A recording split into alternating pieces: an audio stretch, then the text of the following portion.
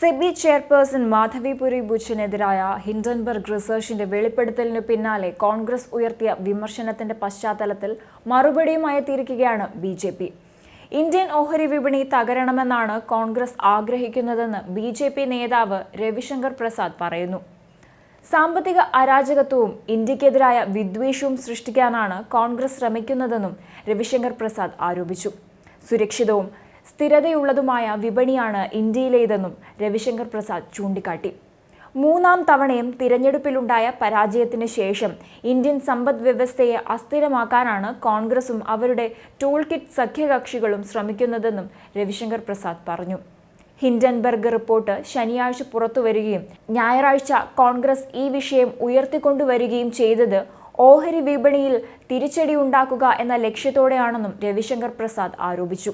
Indian ഓഹരി വിപണി ഇന്നും ചാഞ്ചാട്ടമില്ലാതെ നിന്നതിൽ തങ്ങൾക്ക് അഭിമാനമുണ്ട്. ചെറുകിട നിക്ഷേപകരെ അഭിവാദ്യം ചെയ്യുന്നു. അവർ ഈ ടൂൾ കിറ്റിലും ഹിൻഡൻബർഗ് റിപ്പോർട്ടിലും വിശ്വസിക്കുന്നില്ല എന്നാണ് ഇതിൽ നിന്ന് വ്യക്തമാകുന്നതെന്നും രവിശങ്കർ പ്രസാദ് പറഞ്ഞു. അദാനി ഗ്രൂപ്പ് കമ്പനികളിൽ വിദേശത്തു നിന്ന് വൻതോതിലുള്ള നിക്ഷേപത്തിന് ഉപയോഗിച്ച വിദേശ നിക്ഷേപ സ്ഥാപനങ്ങളിൽ മാധവിപുരി ബുച്ചിനും ഭർത്താവ് ധവാൽ ബുച്ചിനും നിക്ഷേപമുണ്ടായിരുന്നുവെന്നാണ് ഹിൻഡൻബർഗിന്റെ റിപ്പോർട്ടിൽ പറയുന്നത്. ഇവർക്ക് നിക്ഷേപം ഉണ്ടായിരുന്നതിന്റെ തെളിവായി രേഖകളും ഇവർ പുറത്തുവിട്ടു. ബർമുഡയിലും മൗറീഷ്യസിലും പ്രവർത്തിക്കുന്ന ഫണ്ട് കമ്പനികളിലാണ് ബുച്ചിനും ഭർത്താവിനും ഓഹരികളുള്ളതായി വ്യക്തമായത്. ഈ ഫണ്ടുകളിലൂടെയാണ് ഗൗതം അദാനിയുടെ സഹോദരൻ വിനോദ് അദാനി ഗ്രൂപ്പ് കമ്പനികളിലേക്ക് നിക്ഷേപം നടത്തിയിട്ടുള്ളതെന്നും ഹിൻഡൻബർഗ് റിസർച്ച് പറയുന്നു. റിപ്പോർട്ട് പുറത്തു വന്നതിന് പിന്നാലെ മാധവിപുരി ബുച്ചിനും അദാനിക്കുമെതിരെ രൂക്ഷ വിമർശനങ്ങളുമായി ലോക്സഭാ പ്രതിപക്ഷ നേതാവായ രാഹുൽ ഗാന്ധി രംഗത്തെത്തിയിരുന്നു.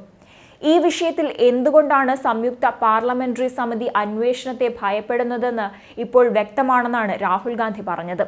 കഠിനാധ്വാനത്തിലൂടെ സത്യസന്ധമായി സമ്പാദിച്ച പണമാണ് ആളുകൾ നിക്ഷേപിക്കുന്നത്. ഇന്ത്യൻ ഓഹരി വിപണിയിൽ വലിയ അപകട സാധ്യതയുണ്ടെന്ന് നിങ്ങളുടെ ശ്രദ്ധയിൽപ്പെടുത്തുന്നത് പ്രതിപക്ഷ നേതാവ് എന്ന നിലയിൽ തന്റെ കടമയാണെന്നും രാഹുൽ പറഞ്ഞിരുന്നു.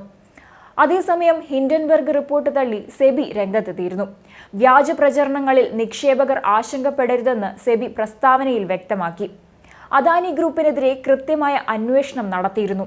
സെബി ചെയർപേഴ്സണും അദാനി ഗ്രൂപ്പും തമ്മിൽ ഇടപാടുകൾ ഇല്ലെന്നും സെബി വ്യക്തമാക്കിയിരുന്നു.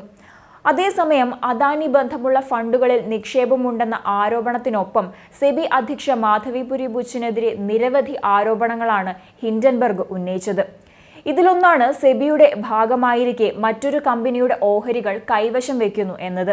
ഇന്ത്യൻ കൺസൾട്ടിംഗ് കമ്പനിയായ അഗോറ അഡ്വൈസറിൽ മാധവി ബുച്ചിന് 99% ഓഹരിയുണ്ടെന്ന് ഹിൻഡൻബർഗ് റിപ്പോർട്ട് പറയുന്നു. മാധവി ബുച്ചിന്റെ ഭർത്താവ് ധവാൽ ബുച്ച് ഡയറക്ടറായ agora advisory private limited 2013 May 7 ആരംഭിക്കുന്നത്. കൺസൾട്ടിംഗ് ആണ് കമ്പനിയുടെ പ്രധാന ബിസിനസ്. 2022 സാമ്പത്തിക വർഷത്തിലെ കമ്പനിയുടെ വരുമാനം $2.61 ലക്ഷം ആണെന്ന് വാർഷിക റിപ്പോർട്ട് ഉദ്ധരിച്ച് റിപ്പോർട്ട് ചൂണ്ടിക്കാട്ടുന്നു. ഇത് ഏകദേശം 2 കോടി രൂപ വരും. ഈ തുക സെബിയിൽ മുഴുവൻ സമയ ഡയറക്ടറായിരുന്ന കാലത്ത് മാധവി ബുച്ചിന് ലഭിച്ചതിനേക്കാൾ 4 ഇരട്ടി കൂടുതലാണെന്ന് റിപ്പോർട്ട് പറയുന്നുണ്ട്. 2017 ഏപ്രിൽ മുതൽ 2022 മാർച്ച് വരെ മാധവി ബുച്ച് സെബിയിൽ മുഴുവൻ സമയ ഡയറക്ടറായിരുന്ന കാലം മുഴുവൻ സിംഗപ്പൂർ കൺസൾട്ടിംഗ് കമ്പനിയായ അഗോറ പാർട്ട്നേഴ്സിൽ 100% പങ്കാളിത്തം ഉണ്ടായതായി റിപ്പോർട്ട് വെളിപ്പെടുത്തുന്നു. 2022 മാർച്ച് 16 സെബി ചെയർപേഴ്സണായി നിയമിതയായി 2 ആഴ്ച ശേഷം ഇവ ഭർത്താവിലേക്ക് കൈമാറ്റം ചെയ്തു. സിംഗപ്പൂരിൽ ബിസിനസ് ആൻഡ് മാനേജ്മെന്റ് കൺസൾട്ടൻസി കമ്പനിയാണിത്. സാമ്പത്തിക രേഖകൾ പുറത്തുവിട്ടിട്ടില്ലാത്തതിനാൽ ആർക്കുവേണ്ടിയാണ് കൺസൾട്ടിംഗ് നടത്തിയതെന്ന് വ്യക്തമല്ല.